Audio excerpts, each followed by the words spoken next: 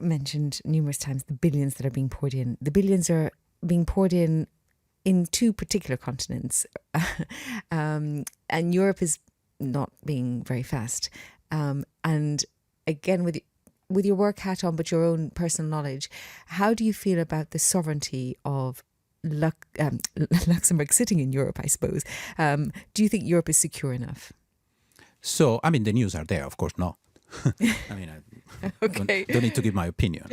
Yeah. I mean, we just look how many top companies we have on cloud, how many top companies we have in software, Which is not many. How many top frontier labs we have, in the top 5.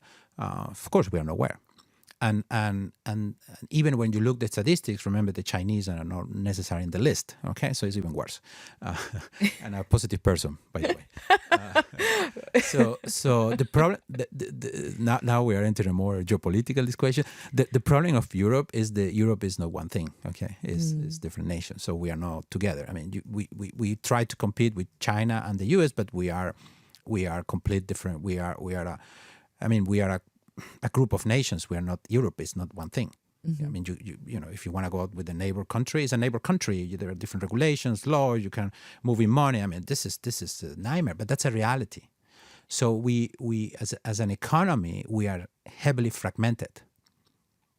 So it's very difficult that when you launch a product, this product gets immediately huge impact.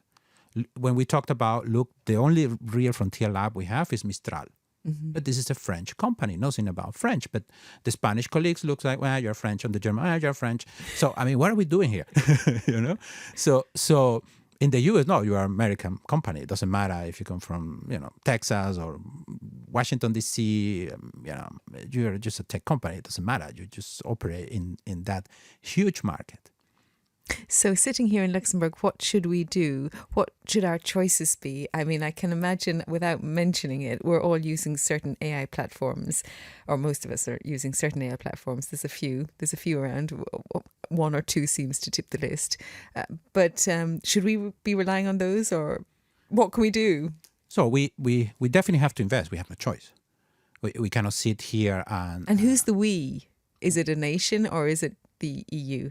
Is all levels. I mean, we even as an individuals, what time are we investing? Are we training ourselves, trying to understand?